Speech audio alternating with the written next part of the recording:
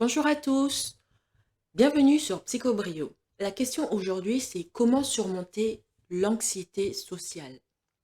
Avant de commencer, prenons un exemple.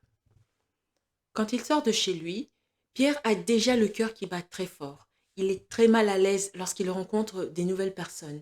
Il a toujours peur de dire ou de faire n'importe quoi. Il a peur qu'il aura peut-être l'air stupide. En bref, il n'est pas confortable dans la vie sociale. Si vous aussi, vous vous inquiétez des activités quotidiennes comme rencontrer des étrangers et entamer des conversations, si vous évitez les activités sociales et craignez toujours de faire quelque chose que vous pensez être embarrassant, alors il est probable que tout comme Pierre, vous souffrez du trouble d'anxiété sociale. Qu'est-ce que le trouble de l'anxiété sociale? Avant de commencer, avant de répondre à cette question, vérifiez que vous êtes abonné à Psychobrio et aussi que vous avez cliqué sur la cloche de notification. Comme ça, vous ne manquerez de rien. Donc, le trouble de l'anxiété sociale est une crainte débilitante des situations sociales. C'est un problème courant qui commence généralement pendant l'adolescence. Pour certaines personnes, cela s'améliore à mesure qu'elles vieillissent, mais pour beaucoup de gens, ça ne disparaît pas s'il n'y a pas eu de traitement. Il est important d'obtenir de l'aide si vous avez des symptômes. Il existe des traitements qui peuvent vous aider à gérer ce trouble. Le trouble de l'anxiété sociale peut être gravement débilitant. Donc, comment surmonter ce trouble? Pour commencer, voici quelques stratégies très simples que vous pouvez faire par vous-même. Il y en a 6. Donc, le numéro 1, c'est sortez. Plutôt que de rester enfermé à la maison à vous demander pourquoi est-ce que vous ne sortez pas, est-ce que vous êtes timide, vous avez peur de... Sortez. Sortez de chez vous, allez rencontrer des gens. Stratégie numéro 2, tenez un journal. Comme je le dis souvent sur cette chaîne, un journal c'est important parce que vous écrivez ce qui se passe dans votre tête, dans votre vie ce jour-là.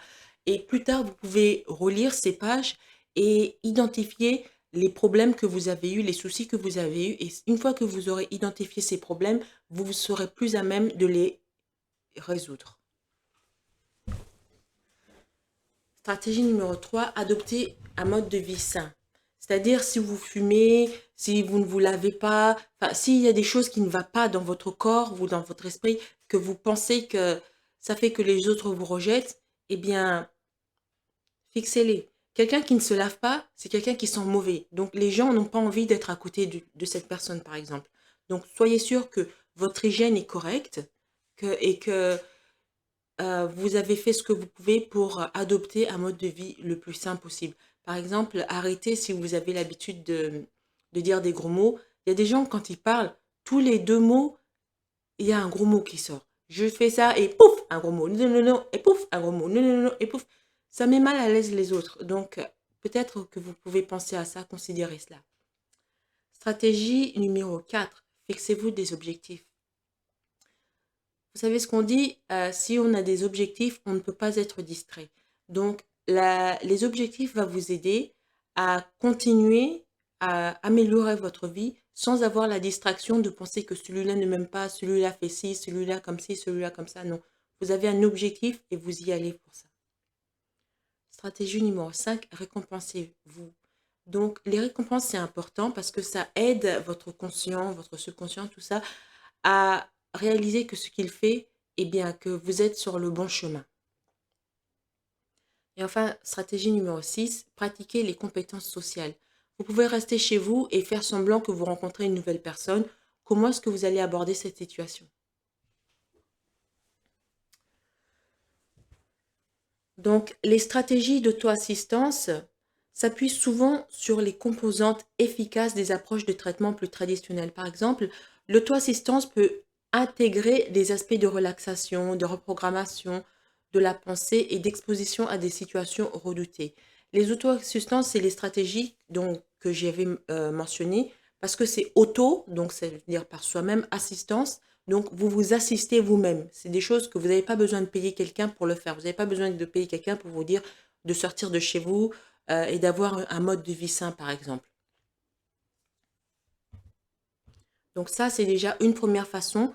que vous pouvez utiliser pour vous aider si vous sentez que vous êtes tellement timide que vous avez peur de parler à des gens.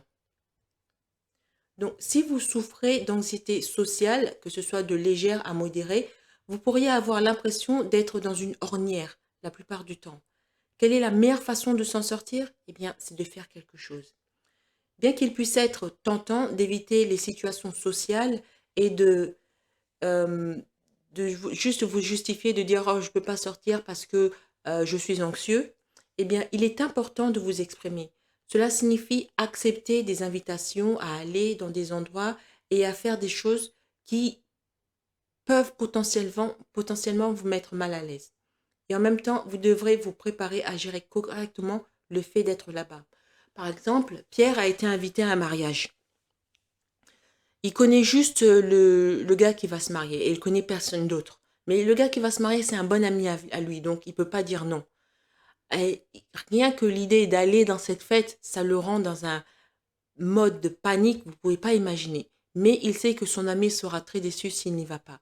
Alors qu'est-ce qu'il fait? Eh bien, il met un miroir dans son salon, vous savez, les grands miroirs qui montrent tout le corps, et il commence à s'entraîner. Alors, il commence à s'entraîner, je rencontre telle personne, qu'est-ce que je fais, comment est-ce que je parle, je dis ah bonjour, comment ça va, etc. Donc, dans un mariage, par exemple, dans une situation comme ça, où vous ne connaissez qu'une seule personne, il ne va pas tout le temps être sur le dos du marié, parce que le marié va être occupé. C'est son mariage après tout.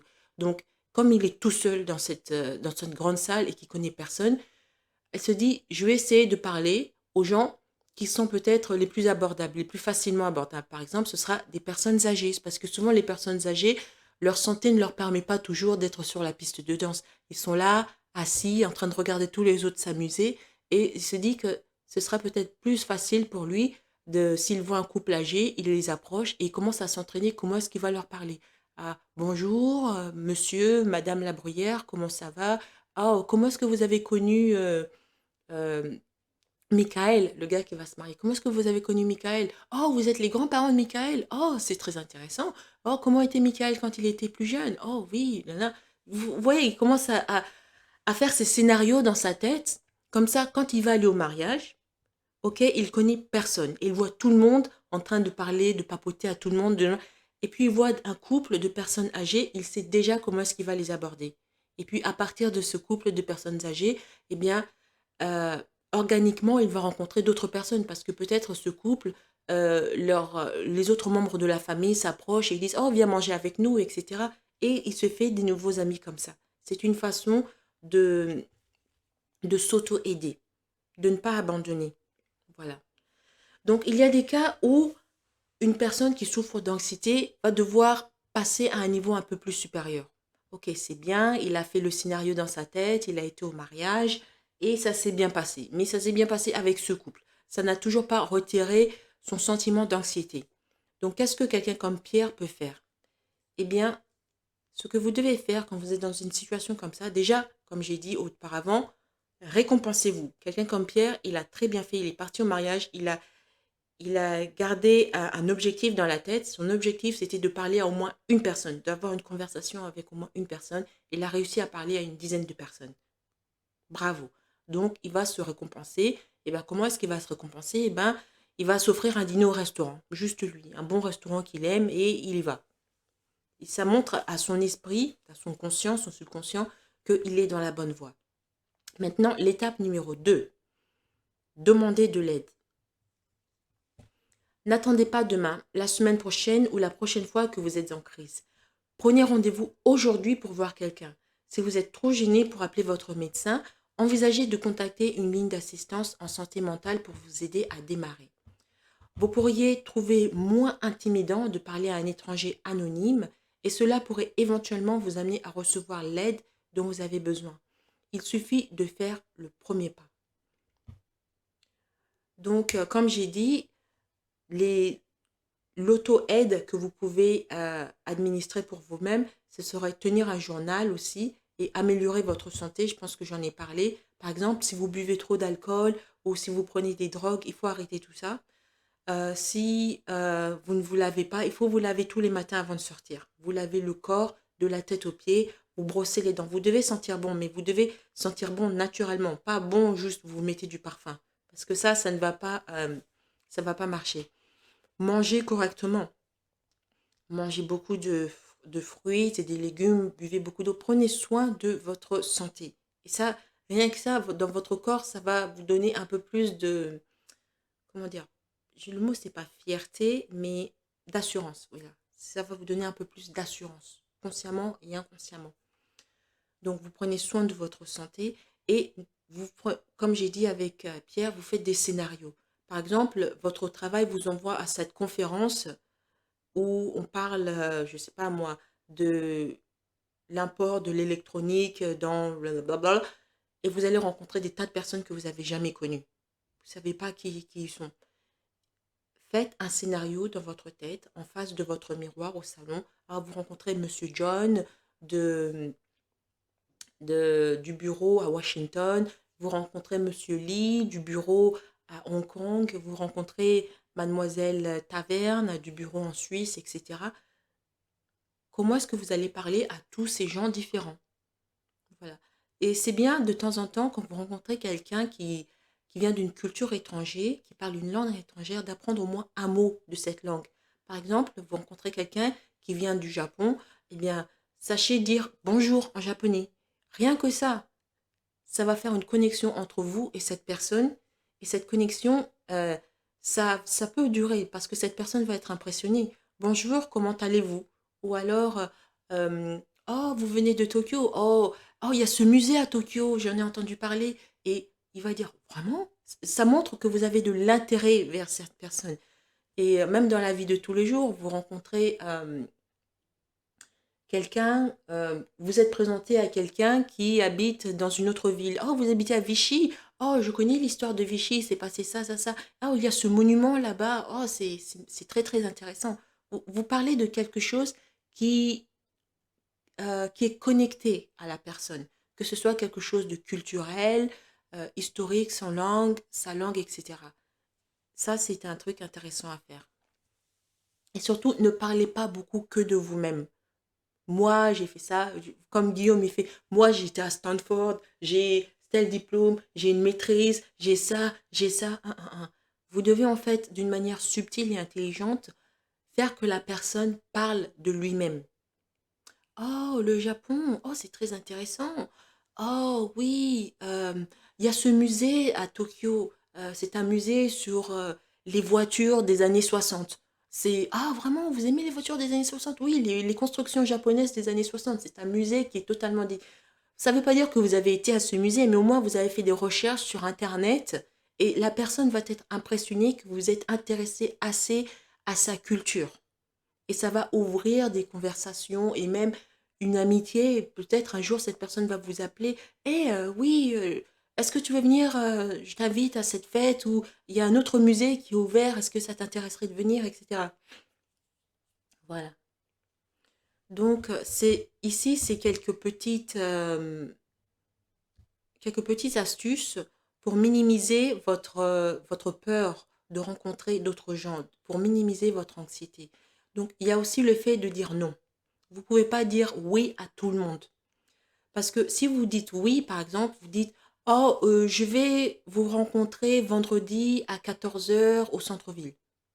Mais la vérité, c'est que vous n'êtes pas sûr à 100% que vendredi à 14 heures, vous pouvez y aller. Vous êtes sûr à 70%. Et qu'est-ce qui se passe si vous tombez dans les 30% où vous ne pouvez pas y aller? Ça va créer de l'anxiété dans votre tête. Donc, ne dites pas oui si vous n'êtes pas sûr à 100%. Seulement si vous êtes sûr à 100%, par exemple, vendredi à 14 heures, vous finissez votre boulot à 13h30 et le centre-ville, l'endroit au centre-ville où vous devez rencontrer cette personne, c'est sur le chemin de votre maison. Donc, vous savez qu'à 100% que vous allez passer par cet endroit. Donc là, vous pouvez dire oui parce que vous le faites tous les jours de toute façon. Donc, quand vous êtes sûr à 100% que vous pouvez tenir une promesse, alors là, vous pouvez dire oui. Mais quand vous n'êtes pas sûr à 100%, dites pas nécessairement non. Dites, oh, je vais y réfléchir, oh, je vais voir dans mon agenda si j'ai le temps et je vais t'appeler. Voilà. Et vous devez appeler la personne. Si vous décidez d'y aller, vous devez l'appeler pour dire oui. Et si pour une raison ou pour une autre, vous n'y allez pas, vous devez contacter cette personne et lui dire pourquoi est-ce que vous n'y allez pas. Parce que juste dire, oh, je viens pas, merci, au revoir, c'est très impoli.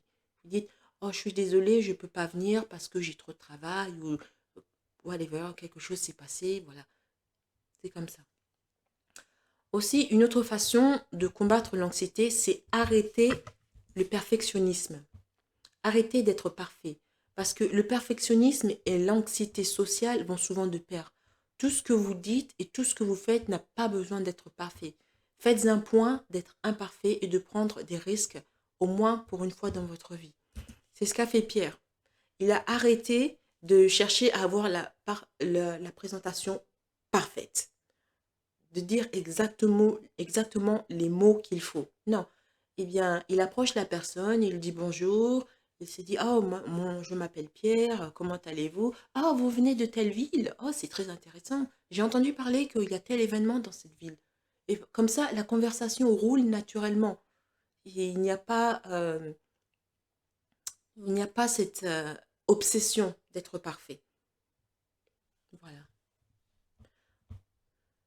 Donc, ça, c'était juste quelques petits points pour, euh, pour aider les gens qui sentent qu'ils ne sont pas assez mûrs socialement, qui ont des peurs sociales. Bien sûr, ça ne couvre pas tout. Il y a aussi le fait, j'aurais pu parler plus en profondeur, de voir un professionnel de la santé mentale. Ils ont différentes techniques psychocognitifs, etc. Mais je ne vais pas rentrer dans les détails. Si vous pensez, j'ai parlé de l'étape numéro un, qui est de vous l'auto-soin, c'est-à-dire vous-même, vous devez sortir, vous devez aller de l'avant, parler aux gens. La technique numéro 2, demander de l'aide. Vous pouvez demander de l'aide à un coach, vous savez, à une sorte de mentor. Il y a aussi des lignes de téléphone gratuites pour aider les gens qui souffrent d'anxiété et tout ça. Et bien sûr, il y a la technique numéro 3, c'est aller complètement voir un psychologue, un professionnel de la santé mentale. Mais ça, je ne suis pas rentrée trop dans les détails. Mais pour moi, je pense que le plus important, c'est sortir de votre cocon. Parce que si vous restez dans votre coin, dans votre tête, rien ne va s'améliorer. Il faut sortir, il faut aller voir les gens. Vous êtes invité à une fête, allez-y. Vous êtes invité à aller au parc, il y a un nouveau parc d'attractions qui est ouvert, allez-y. Vous allez bien sûr de temps en temps, entre guillemets, faire des bêtises ou pas toujours dire ce qu'il faut dire, mais apprenez de vos erreurs et avec ce que vous avez appris de vos erreurs, améliorer la prochaine fois que vous allez vous retrouver dans des situations comme ça. Voilà. Pour conclure, l'essentiel lorsque vous essayez de vous libérer d'une ornière d'anxiété sociale est de vous rappeler que tout prend du temps. Quels que soient les changements que vous apportez dans votre vie, vous ne passerez pas d'anxiété sociale à un papillon social du jour au lendemain. Soyez satisfait de tout petit progrès que vous faites. Chaque quête commence par des petits pas et il est important pour vous de commencer et de ne pas trop vous soucier de votre objectif maintenant. Concentrez-vous sur la quête que vous avez et les actions qui vous y mèneront. Donc, vous vous faites un plan. Voilà, je vais rencontrer les gens de la filiale du Japon la semaine prochaine et vous faites un plan. Comment est-ce que vous allez agir d'une manière sociale avec eux? De quoi est-ce que vous allez parler? Donc, vous pouvez faire des recherches sur le Japon, la nourriture, mais soyez de ne pas être trop stéréotypé. Par exemple, quand les gens pensent Japon, tout de suite, ils pensent sushi et manga. Essayez de trouver quelque chose d'autre. Il y a d'autres choses euh, plus particulières. Par exemple, oh, j'ai vu qu'il y a un musée, j'ai parlé du musée, un musée sur, je sais pas moi, les autos des années 60. Ça, c'est pas un stéréotype. Parce que quand vous faites des stéréotypes, il y a des gens qui n'aiment pas ça. Ils sont un peu sensibles. Ils vous mettent dans, vous savez, enfin, j'ai pas envie de dire ce mot, c'est un mot qui commence par R, tout le monde connaît. J'ai pas envie de le dire, mais au moins vous montrez que vous avez l'esprit ouvert si vous sortez des stéréotypes. Voilà. Mais apprendre la langue, c'est toujours très important et c'est souvent très apprécié. Donc, moi, vous savez, ceux qui me suivent, vous avez été dans ma page communautaire, vous avez vu que je suis partie au Mexique.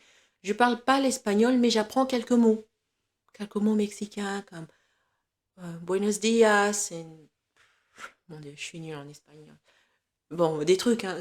J'arrive plus ou moins à impressionner les gens avec les mots que j'utilise. C'est ce que je veux dire. Voilà. Bon, merci d'avoir écouté cette vidéo. C'est un peu une vidéo pas un peu comme les autres, mais vous savez, l'anxiété sociale, ça fait toujours partie de la psychologie, hein. Donc, avant de partir, n'oubliez pas de vous abonner, d'appuyer sur la cloche de notification, mais aussi d'appuyer sur like. Ce petit geste de votre part, ce tout petit geste de votre part fera un très grand bien à ma chaîne. Merci et à bientôt.